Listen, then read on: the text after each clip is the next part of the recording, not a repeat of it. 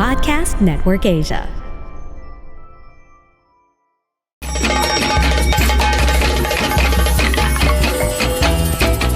Welcome to She Talks Peace, a podcast that highlights the role of women peace builders around the world in bringing lasting peace and security to communities.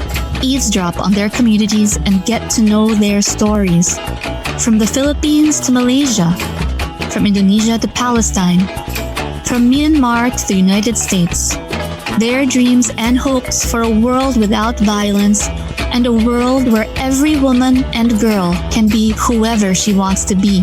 Hosted by Amina Rasul Bernardo, President of the Philippine Center for Islam and Democracy. This is She Talks Peace.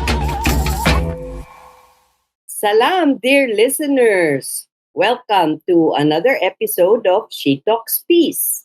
I'm Amina Rasul of the Philippine Center for Islam and Democracy, joining you from Manila. As we're recording this episode on September 17, dear listeners, I have to mention the date to you because yesterday was Malaysia Day. And today, our guest is, you guessed it, from Malaysia. A curious tidbit for all of you. It seems there has been some sort of debate among Malaysians about which day to prioritize. Malaysia Day on September 16, which commemorates the formation of Malaysia in 1963, where the four entities of North Borneo, Sarawak, Singapore, which at the time was part of Malaya, and Malaya federated to form Malaysia. Or should it be Independence Day, also known as National Day, which is celebrated on August 31, commemorating the Malaysian Declaration of Independence from the British Empire in 1957. At any rate, this year is special because it's the 60th year celebration of Malaysia Day. Malaysia has been one of the most stable countries in Asia, and I believe in ASEAN as well, both economically and politically. The government is so proud of its diverse cultures. In fact, its tourism slogan is Malaysia, truly Asia. I'm sure you've seen that on television. To explain the slogan, government says Malaysia Truly Asia captures and defines the essence of the country's unique diversity. It sums up the distinctiveness and allure of Malaysia that makes it an exceptional tourist destination. I must admit, dear listeners, that I do love going to Malaysia for conferences and visits. And you will too. Put it on your vacation list. Why don't you? Apart from the fact that I have many friends and family there, I do so enjoy the food, the culture, the traditions, and, of course, the shopping. So the question we ask nowadays, given the diversity of its peoples, cultures, ethnicities, and beliefs, what's happening in Malaysia today? We hear about polarization along religious and ethnic lines. How is the Malaysian government and society doing in terms of unity and nationhood? My friend Dina Zaman, a wonderful co-host on She Talks Peace and co-founder of the Malaysian think tank Iman, often muses about polarization in Malaysia and the increasing power of Islamist politics. How does this impact women and minorities? A couple of months ago, we in the Philippines were truly shocked by the news about a bombing attempt on the life of a Malaysian activist and lawyer. On July 21 of this year, an improvised explosive device was placed on the car of a human rights defender. The lawyer survived the attempt on her life. My shock was amplified by my faith in the stability of the Malaysian government and the nation. How could this have happened? Well, my dear listeners, from diversity to rights, I think it would really be interesting to find out more about what's going on in our neighbor, Malaysia. That's why today we have invited a very courageous and strong woman, lawyer from Malaysia, to join us. This is the very same activist who survived the bombing attempt.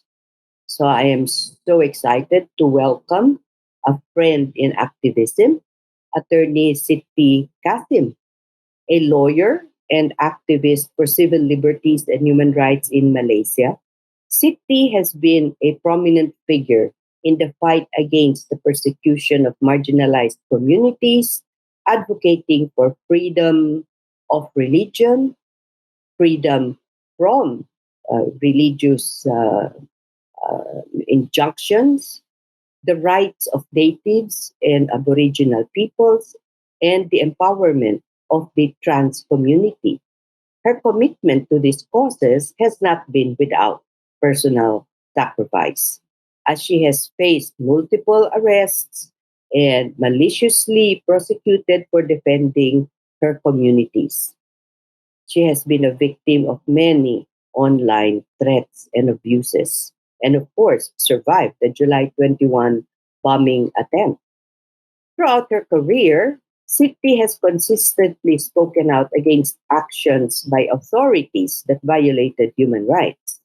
In addition to her legal work, Siti is a columnist for The Star, Malaysia's largest English language daily, named City Lights. She is also the founder of the foundation Malaysian Action for Justice and Unity, or MAJU, an organization aiming to unite Malaysians to become change agents for a more liberal, moderate, and progressive Malaysia. Welcome to She Talks Peace City.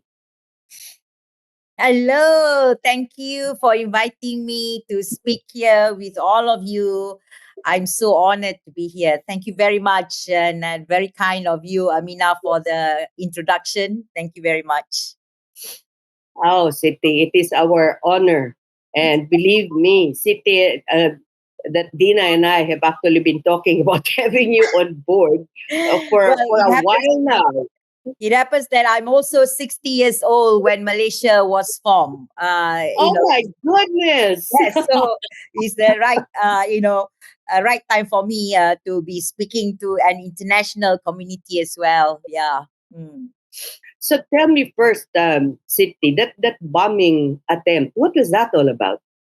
Well, I was shocked, to be honest. Never in my wildest dream or nightmare that IEDs will be planted underneath my car. I was driving my car happily. This car is an old car, although, it's quite special because it's Toyota Celica, built in 2002. So the car is quite old, but I love this car, and the only car I have, my only asset actually. So I've been maintaining it very regularly and frequently according to when it's required. So I was about to travel to Kelantan, which is the north state of Malaysia, for our Orang Asli, the Aborigines group case. I'm very much involved in their cases. And so the case is coming up on Monday. So I was thinking I want to send the car for servicing because I will be traveling about 500 kilometers, 600 like that.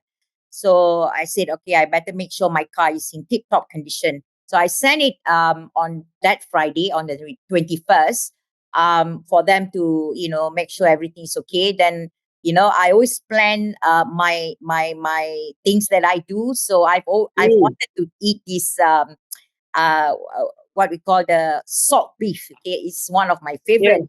So the salt beef shop is very close to the garage that I sent. So I thought the plan is I drop off my car close to lunchtime, about 11. Then I go down and have my lunch. And then when it's ready, I'll go and pick it up. So I reached the place and I ordered the salt beef. And then the mechanic called me and said, "Hey, Siti, what happened to your car?" I said, "What happened?" And she said, "Oh, look at the WhatsApp photo I sent you." So I actually look at the photos and I said, at first I thought it was like rubbish being stuck at my car, Uh-huh. underneath near the tire. And I said, what are these rubbish being hooked up at my or attached to the car? And then she said, no, no, no, it's not rubbish, got wires inside. And I said, I look again closely and I look, oh my God, this looks like really suspicious. And so I lost my appetite to eat. And Oh I just, man. tapao, what we call it, just pack it away and I took it back. So I look at the thing, these two bottles being tied up together and being hooked underneath the car, just behind the tire, because my car is quite low. Uh-huh. Yeah, it's Uh-huh. not easy to see, you see, from outside the car. And I look at it with all the wires and everything, with tissues and like some oil inside the bottle. And I thought, it looks like a bomb, I think it looks like a bomb, or something to trigger it to do something. So I called the police, the 999, and then the police, kind of not I think not taking it seriously, but they did send Just two kidding. officers. Yeah, on that was about half an hour. The two officers arrived, and by that time, I did a live on my Facebook, Mm-hmm. because you see, in Malaysia, it's about public pressure, okay? And Right. Right. I do believe being open to the public, this will put pressure to the authorities. Mm-hmm. And most of the time, it works. And so I was saying, okay, I've called the police at this time. They still haven't arrived, at Mm-hmm. this time. And I say, if it's a real bomb, I said, if it goes off, everybody will be, gone by now. And Right. then the two officers came and saw the things, and they say, okay, this looks suspicious. So themselves called D9, I think the The bomb bomb squad. squad, yes, from Yeah. Bukit Aman, our headquarters, police headquarters. And then it took them maybe about 1 hour before they came. When Oh, they came, they wow. said, yeah, I'm I telling mean, it you, could have got off in that time. that's it. And then when they came, they say, what are these people still doing around here? Leave, everybody leave. Listening to you right now, Siti, three things. Something's entered my mind. First, it's fantastic that you're so methodical about car maintenance. If that was me, I'm a gunner. Second, you're extremely lucky. Yes. Or third, you've got a really good guardian angel Yes. watching over you. I Because Siti, when you were talking about this being the first time, I mean that was why I was so shocked. Yes. Never in my wildest imaginings could I imagine that happening in a country like Malaysia. And to hear you talk about no response Mm. from leaders when this is such a historic Yes. occasion. I mean, the first time ever. I Mm. mean, whatever I may criticize my government about, if that happened, you Yep. can be sure that political leaders of all shapes and colors would be talking about this. So, what are you doing now about this city? First, Yes. how do you safeguard yourself when you don't seem to have too much cooperation Yeah. from Yeah. authorities? I've had threats before, through online and all that. So the lawyers, if I'm not mistaken, they actually got me in touch with an organization that helped me to move from my previous house to a new place and install CCTV. So that I got funding for that to install CCTV around my house. Although in terms of my car, I am very lucky. I am loved by quite a few people that I don't know. They are just my followers, and they have been following me all these years, and they are quietly supporting me. So when the news of the bomb came up, I've got offers of these people that I don't know.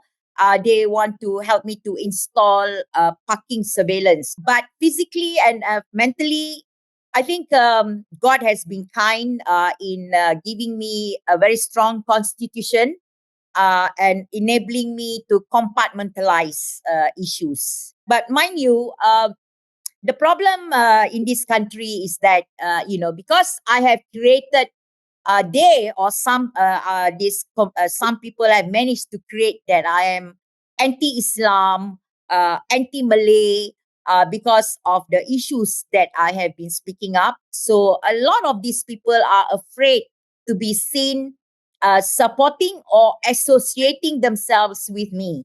Because then they will be labeled as gang Siti Kasim. Okay. Um, Oh. Yes, so they don't want that. They don't want that. So that because you see, the problem with our politicians in Malaysia, they only think about their next election. They want the votes, these so-called from people who will never vote for them. Okay, Mhm. but still they try to please, and this is why we are failing in this country. Yeah. Now, Yes, now that you talk about, you mentioned politics. In the last elections, PM has secured status quo, right? But analysts have said that in even though he has ensured status quo, but his influence has shrunk a yeah. little bit. How does this affect your advocacies? Now, this current government really think that by pandering to the Islamofascists, I call them, because Mm-hmm. there's nothing wrong being Islamist, yeah. But Yes. Islamofascists are the people who force you to follow their values and their morals and their understanding of their belief. So this is what I call their. But this current government, especially our PMX, really believe by pandering to the other side, doing more and more damaging things, which even during PN they did not do, will actually bring those people onto his side. No, and he's Mm-hmm. also losing his supporters base. People like me, people like the non-Malays, that do Uh-huh. not want to see the Islamization of Malaysia. um when I use the word Islamization, it's not, there's nothing wrong about religion, but no country has shown that any country use religion, any religion will be a success. Okay, so why Mm-hmm. is he pandering to go to that side? So this is why, honestly, personally, I feel this country is going down the drain due Yeah. to the politicians, Yeah. But it seems, City, that is the Islamization of government and governance seems to be something that getting more and more popular support among Malaysians. Dina shared with me an article about a Pew research that said 8 out of 10 Malaysians support Sharia to become the law of the land.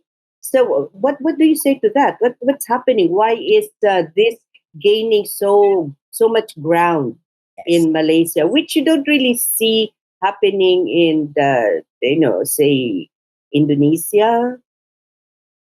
So, Okay. what makes it different in Oh, not Malaysia? surprised at all. Okay, let me go back in the 1980s when our current PMX was in government. Okay, when Mm. he was in the education, when he was the education minister, he started the Mm-hmm. Islamization. Then you have to know. In fact, I said that if no changes are made with our current education syllabus, we are going to be a Taliban country very soon. Yeah, Mm-hmm. you have to understand that the youngs and how the mainstream TVs have been pushing this idea about what is Islam to them, things like that. So hence you can see, because for them, I am a Muslim first. I have to uphold Islam first, But what they don't understand is that the Islam that have been taught to them is not the kind of Islam that I understand it to be. But no. So this is the result of it. You and I, when we think about our faith, we know it's a faith that liberated women. Yes, We know it is a absolutely. faith that was the first to give women real rights. But Yeah, now no. it's becoming an interpretation that curtails women's rights. And I was going to ask you, given the developments, the current developments, not just in Malaysia, mind you, but all over the Islamic world, how does this now affect the advocacies of Maju? Are you stepping it up in spite of the threats? Do you get more support from civil society to push for your advocacy? What will you do now? What's your next step? Okay. So basically, I just want to go back that you see our lives and our basically everything that goes on in Malaysia based on our federal constitution. We have a federal Mm-hmm. constitution. So the starting point where there's a huge change with regards to the movement of Islam is when our current PMX back in 1987 amended our federal constitution in Article 1211A, where at that time it was very clear Sharia is this, okay? Sharia courts, okay? And the civil courts will be this. So that time was Mm-hmm. very clear. But the insertion of the precepts of Islam, anything to do with precepts of Islam, will go to the Sharia court. That was the Right. amendment. So that's, you see, at those time, people did not notice the change. Then now, the Islamophasis are getting smarter. They even use human rights language now, okay? Uh-huh. So, yes, so basically now they are getting smarter. They are now using that Article 121A, even with regards to sisters in Islam case. It's nothing to do with precepts of Islam. It is about Uh-huh. the administration of Islam. But Mm-hmm. the judge decided that, this is about Islam, so must go back to the Sharia. Now, this is the Oh, okay. see in the beginning, we were, as what you described, it was a wonderful country. It's people are free to be who they are. No religious authorities going after you. Blah blah blah. Back in the 60s and 70s, but it changes. When Anwar Ibrahim became one of the government, he ensured that he placed his people into the government places that make decision, and this is the result. In fact, this current government is doing much far worse than the so-called Perikatan Nasional, who comprises of PAS, the Islamic Party, Mm. and Uh-huh. yeah. So they are trying to amend our constitution now in what they so-called harmonizing of laws between Sharia and civil. We haven't yet known what is happening with that. And in fact, he is putting more religious subjects into our education in our schools. I mean, he's giving more power and more money to religious authorities and the religious schools. I'm telling you that he is really doing what he plans to do all those years ago, in which he was stopped by Mahathir. Yeah. I hate to say it, but listening to your description, I cannot help but think about the fear of liberal uh, Americans, especially the Democrats, Yep. about how the MAGA Trump Republicans are doing exactly the same thing. I've been saying all this Mhm. while, as a Malay, as a Muslim, I am the most oppressed in my own country. So stop talking about we have more benefit lah and all that. I don't have money to buy property that gives me a 7% discount. Okay. So all this so-called benefit that people are claiming the Bumi Putra, the Malays Right.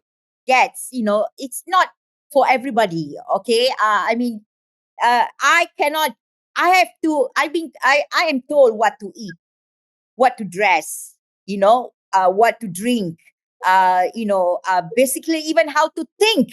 If I don't, then they can punish me under the under the Sharia law. So this is horrible. It's not happening widespread yet, but they are pushing the boundaries. So it looks like Maju is going to have a lot to do. Why don't you tell us a little bit more about your organization, the Malaysian Action for Yeah, Justice and okay, Unity? Why did you start that? And what will your focus be in this coming days? okay. In terms of Maju, to be honest, I'm the only person and face as the front for Maju. When we started this, there's a group of us, who are not activists. They are just people who support the what I stand for and things, the way I look at things. So we have a businessman who supported us to start off this friend of mine. Maju has always been about me alone. Actually, I'm the one who speak up for it and things like that. And I have to think about the finance. I have to think about Yeah.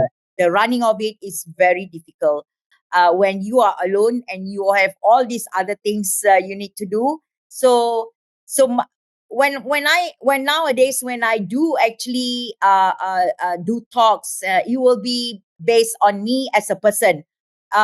Because I think Maju, um, I don't have the people to really work on the organization itself. And the money is another thing. Is always money. In order to run an organization, you have Oh, yeah. yeah, you know that, and it is really rather hard for me to keep on. Because Maju is not my only focus. I am also very dedicated to my committee for Orang Asli under the Bar Council. So I always try to get money for this committee because we have to pay lawyers for their costs, and also supporting the Orang Asli when they go to courts. So it is very difficult. What is the Orang Asli? Orang Asli are the indigenous people of the Peninsula Malaysia. Whereas the indigenous people in Sabah and Sarawak, we call them as Orang Asal. So because Orang Asli word is actually it's the same meaning. Um, Orang Asli word is being mentioned in the act of the Aborigines. So we are to ensure that we use the Orang Asli for our Aborigines people. As you all, I don't know whether you guys know that despite being the original people of Malaysia, they are being sidelined, they are being forgotten, they are being oppressed, meaning that no one wants to recognize their land rights, their ancestral rights. Mhm. There's so much more things to be done despite winning many, many cases with regards to their land rights, but still this government and also all other governments never want to recognize their rights and make it into law. And I was gazetted. just wondering. I was just wondering. The reason why I asked you about the Orang Asli cities because you have fought for their rights against mining and logging Yes, corporations in and we Peninsular have Malaysia. durian now. And Yes, I was just wondering because those syndicates are really quite powerful. Mm. Whether this is also part of the group that has harassed you and caused so much personal, uh, you know, I don't think suffering so. Yeah. for you. Okay. I started being an advocate for the Orang Asli more than 10 years ago. Okay. For the first few years, it was very difficult to get through them because they were so much under the thumb of this what we call as Jakwa, the Jabatan, it's a government department that's supposed to be looking after the welfare of orang asli. But of course, they don't. They are more of the government use them as a vehicle to put fear, to influence them, and all that. So it took a lot of years before we managed to get through. To the committee, the community. If you all know about the Aborigines, indigenous people, they are very shy. They are very fearful of authorities. They are not like town people or urban people. They need empowerment. So that's what I did for the first couple of years. And to be honest, the last 5 6 years, I think, or more, they have been speaking up for themselves. They have become activists themselves. So we are now, only when they need our help, they say they want to go to court, then we will be assisting. What's your plan for yourself?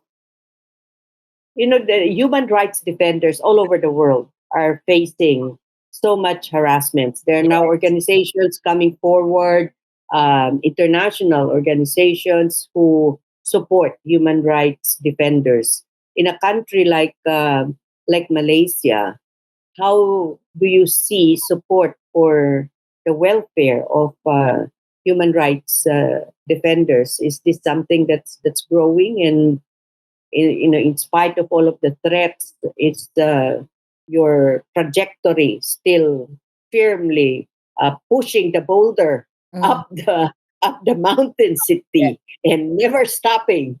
What's in store for you? Well, basically, I will continue. Okay, this is my country. I love my country. I will do my best within my powers to do whatever I can. So I somehow think that if it's my time to go, in whatever manner it's written already by God, and I will go. If we think too much of the possibility that we are going to die because of this, of that, then we can't do anything at all. So we cannot live in fear. I've been giving empowerment, strength to the community, the LGBT, especially the Matnya, as well as Matnya means the trans women, yeah, and the orang asli. So I need to practice what I preach. Right. To not be in fear of any kind Mhm. of threats or any kind of intimidation towards you. We, obviously you cannot just, ignore whatever is happening. You need to be, take everything into consideration, but continue, I mean, I will do whatever I have been doing. In fact, right now, I'm suing the government, the religious authorities, left, right, and center. Because to me, it is important to do strategic litigation as a lawyer. So I have many cases right now, which is lining up. I just wish that there will be more support in terms of finance, in terms of, but yeah, I mean, the NGOs here are great. They are supportive, things like that. But they're also struggling financially, as everyone knows, who are running NGOs and stuff like that. More than the threats on my life, because I believe in qada and qadar, and so, but to me, it's more on the finance side of it. In The trying reality of it. the Yes. reality, yes. Right. That's really, I find the worst part, which I find stressful, how to find the money to pay for the costs of the cases. Yeah. Oh, Siti, it's not the death threat that stresses you, but finding the funding to support your causes and your cases. Dear listeners, anybody who's listening there and who's willing to support Siti and her causes, do please give a shout out.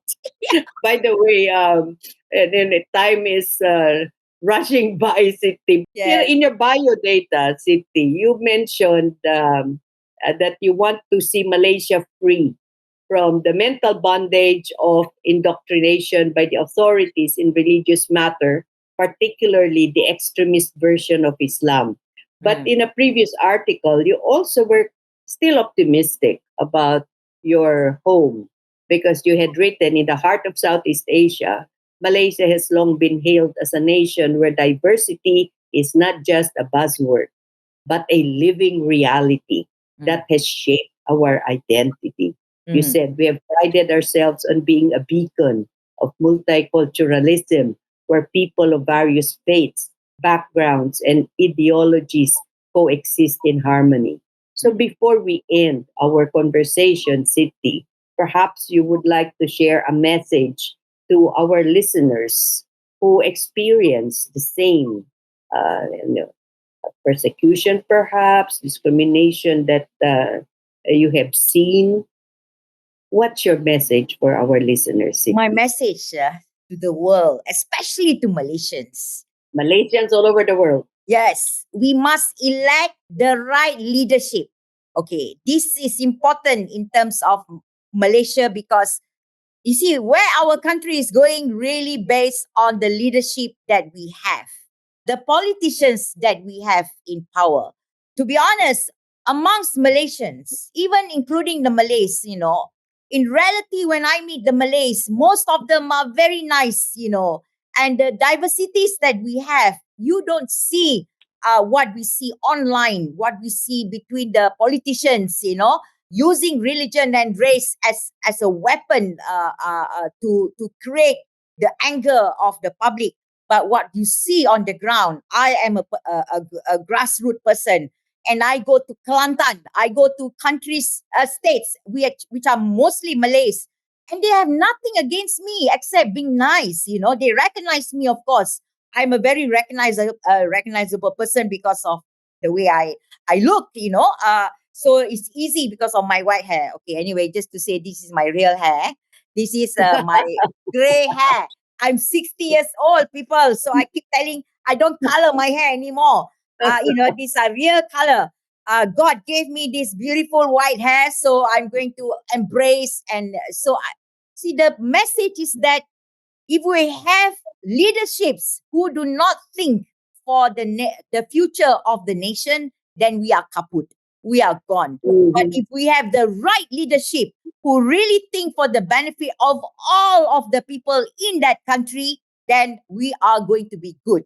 And this is why in Indonesia, I salute, the current president. I wish he is in Malaysia, then, we can have someone like him. But of course, we can only wish that Malaysian will wake up and see that we do not go for political parties. We go for the person. Okay. So I hope in GE16, people will start to see the reality that we need good people in parliament because these are the people who will chart, our way forward, who will set our education system, who will set our judiciary, who will set our executive. So it is important to have the right people who will actually manage the country. Otherwise, we are gone. Yeah. Thank you so much, Siti. Dear listeners, you heard it. Attorney Siti Kasim, a human rights lawyer from Malaysia, sharing her thoughts with you. And I must say, I do agree. We may not think we have power, but the one person, the one citizen can make a choice, and if it is the right choice, can impact on the future of our nations, whether it is Malaysia, Indonesia, or the Philippines. So, dear listeners, it's so good of you to have joined us for today's episode. Give us a follow at She Talks Peace on our Facebook, Twitter, and Instagram. This is She Talks Peace. Oh, Thank you so much, Siti, for joining us. And I hope that we can have another conversation soon. And this time, let's bring Dina as well into yes, the yes. mix. Yeah, we'll see what is happening lah. I mean, right now it's very interesting what's going on with the current PMX, with the DNA of Zaid Hamidi and all that. So people are seeing more and more of, the things which are going behind doors. Now, so that's why I said, you deserve what you get. You know, you don't want to listen to what I said before. But thank you for inviting me. Thank I you. really appreciate this. Dear listeners, this is Amina Rasul of the Philippine Center for Islam and Democracy saying so long for now. Join us again for the next episode of She Talks Peace. Bye! She Talks Peace is brought to you in partnership with Podcast Network Asia and Podmetrics, the easiest way to monetize your podcast.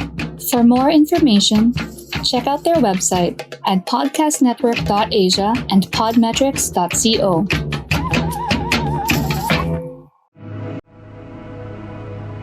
The views and opinions expressed by the podcast creators, hosts, and guests do not necessarily reflect the official policy and position of Podcast Network Asia, the hosts of the program, or other programs of the network. Any content provided by the people on the podcast are of their own opinion and are not intended to malign any religion, ethnic group, club, organization, company, individual, or anyone or anything.